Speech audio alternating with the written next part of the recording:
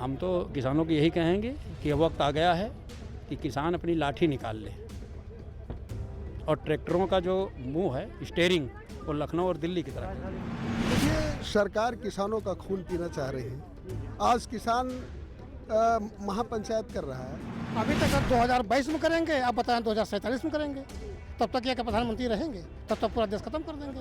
अब इनकी चाल है, क्या करें। 13 महीना 13 दिन हम लोगों ने दिल्ली में रुककर आंदोलन किया और उनकी तेरही भी करके वापस आए हैं।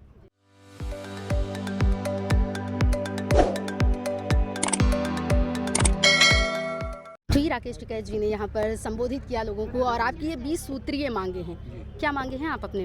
देखिए, बुढ़वल चीनी मिल जो है ये बंद पड़ी है और कई बार यहाँ माननीय मुख्यमंत्री जी का दौरा हुआ, उन्होंने कहा ये चालू हो जाएगी।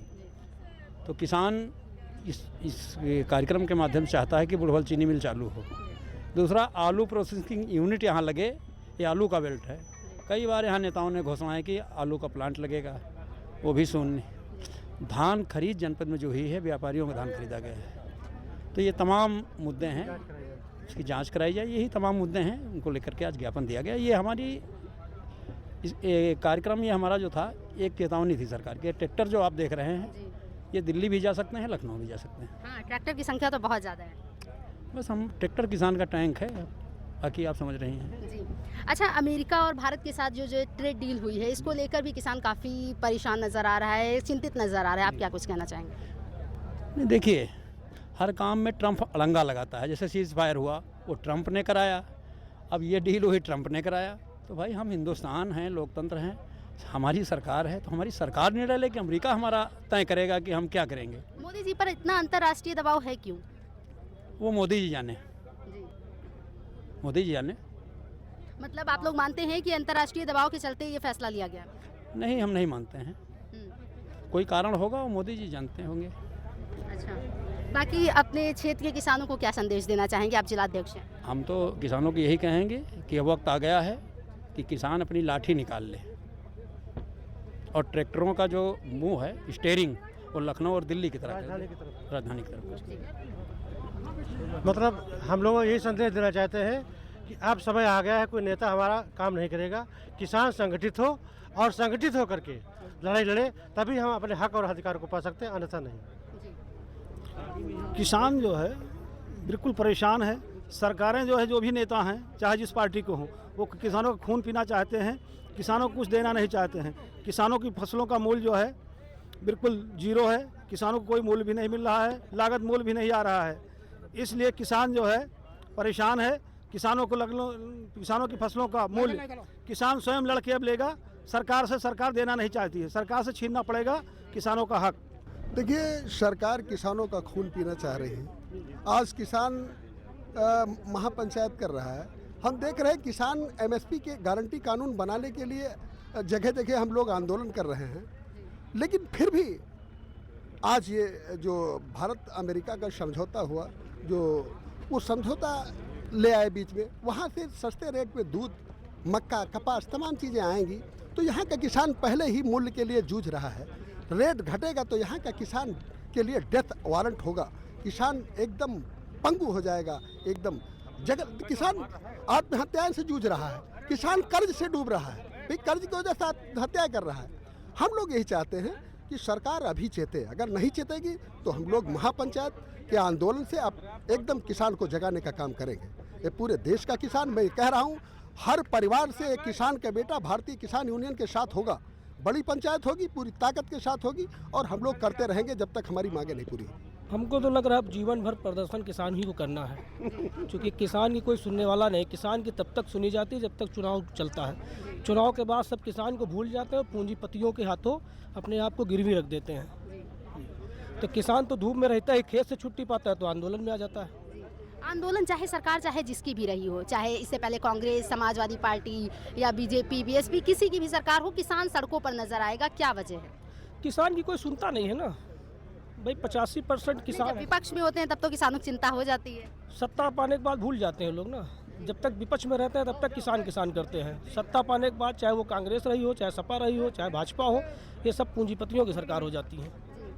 अच्छा, क्या लगता है सरकार अभी लोग कहते हैं सरकार ने दबाव में आकर ये फैसला लिया, क्या सच में सरकार पे कोई दबाव है? अब पता नहीं क्या है, लेकिन कुछ न कुछ तो है ही है। जब से बीजेपी सरकार आई है, भारतीय जनता पार्टी की, मोदी जी की सरकार आई है, इनका एक फैसला बताइए जिसमें सवाल न उठ रहे हों। भाई आखिर कुछ ना कुछ तो है जो लोग सवाल उठाते हैं।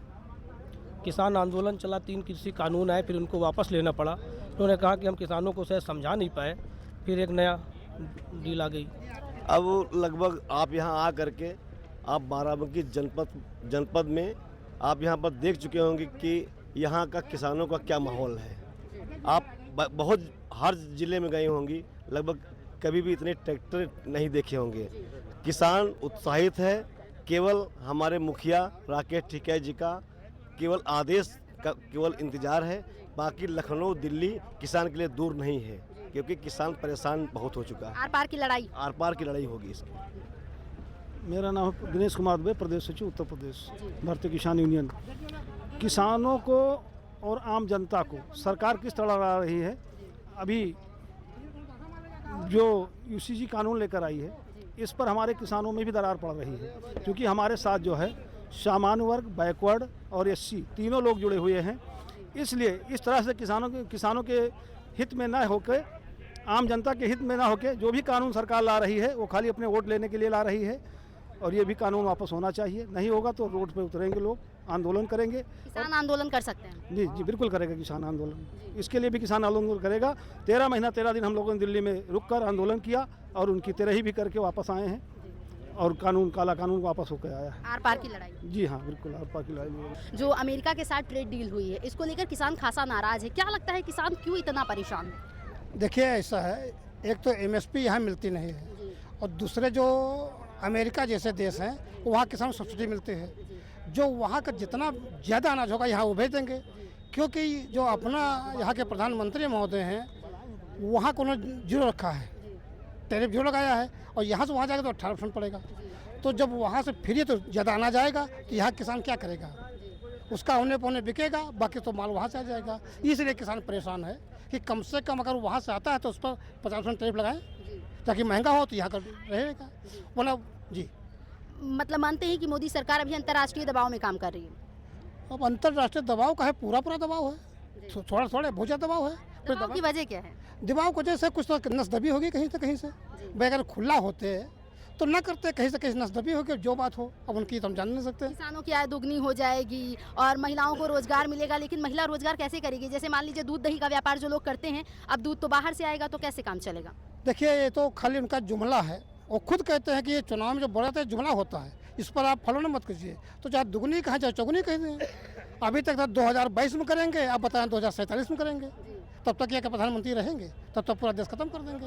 अब इनकी चाल है, क्या करेंगे। अच्छा 27 चुनाव नजदीक आ गया, क्या कुछ कहेंगे? चुनाव आ गया है, देखिए जनता है कितनी खुश होती है। ये टैरिफ में जाते हैं क्या करते हैं, फर्क तो पड़ेगा ही।